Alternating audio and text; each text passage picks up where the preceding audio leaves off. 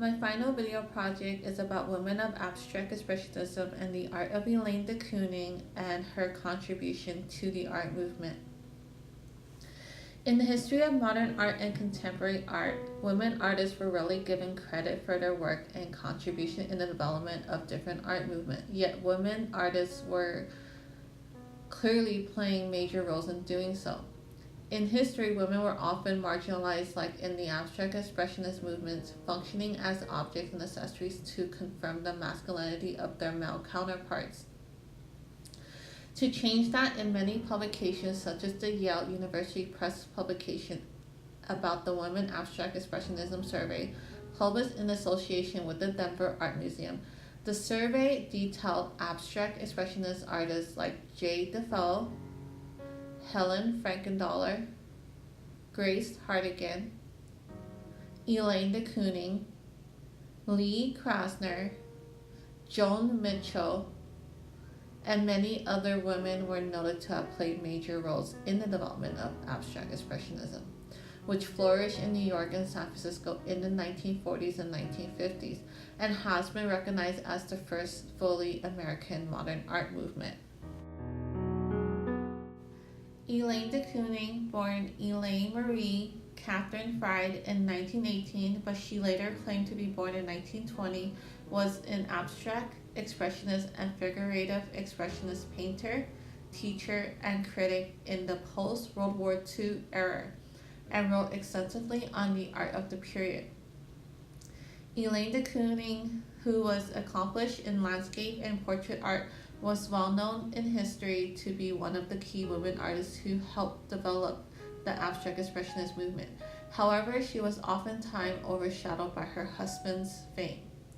Her husband, Willem de Kooning, a Dutch abstract expression artist, was also well known in the abstract expressionism movement. De Kooning once said, "When I start," meaning in regards to painting, "I don't know what's going to happen. When you're dancing, you don't stop to think. Now take a step, you're allowed to flow." This was one of the highlighted quotes from de Kooning in the Women of Abstract Expressionism survey published in association with the Denver Art Museum, and was analyzed as explicit in her eyes how art is formed without the slightest thought. Now I wanted to note a couple of Elaine de Kooning's most notable works. Bullfight, painted in 1960, is an acrylic on paper, abstract expressionist, and color fill painting. De Kooning used large range of dark and bright colors painted in no specific direction to expressively convey the visual perception of movement, or in other words, to display moving, blurred, vibrant color parts in all directions, like the running of the bull and the matador to the viewers. The range of black could be the bull, and the yellow, red, blue, and other supporting field of colors could be the landscape, with the matador in his red cape throwing taunting gestures while running with or away from the bull. There is no recognizable imagery, but instead one unified, cohesive, uniform image by exploiting the expressive power of color and deploying it in large fields to be able to captivate the viewer's imagination and perception when seen up close. Kooning throughout her time had painted several depictions of bullfight, and this painting, in my opinion, maintained the simplest form and movement. Probably one of the most highly regarded paintings by Elaine de Kooning would be that of our nation's 35th President, John F. Kennedy, painted in 1963. The painting is an oil on canvas that is on display at the National Portrait Gallery in the Smithsonian Institution in Washington, D.C. The portrait of our nation's 35th president sitting upright with his legs crossed is one of 9 images of Kennedy in the Smithsonian Institution. Kooning was commissioned in 1962 to paint an official portrait of John F. Kennedy for the Harry S. Truman Library in Independence, Missouri. She was considered an unorthodox choice for the task, not only because she was a female artist painting in an abstract expressionist style, but also because her accomplishment in portrait painting won her the job. Kooning had executed a few notable commissioned works in her career of close friends in the art world, including her husband Willem de Kooning.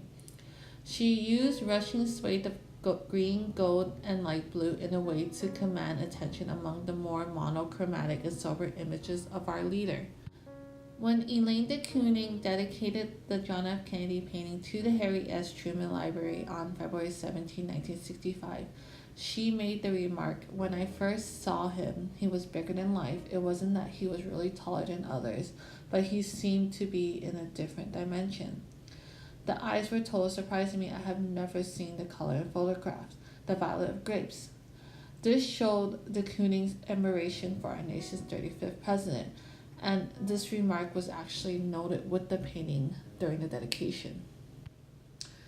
Moving into Elaine de Kooning written works, The Spirit of Abstract Expressionism Selected Writings is a book publication of 29 critical essays by Elaine de Kooning of her renowned art friends' works and techniques from her own personal observation.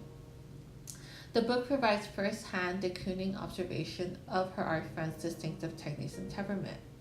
It also includes witty articles and accounts of her experience at the innovative Black Mountain College. Her commission to paint President Kennedy's portrait, and her husband's influences upon her work. Most of the articles were published in the Art News or pulled from previous unpublished sources.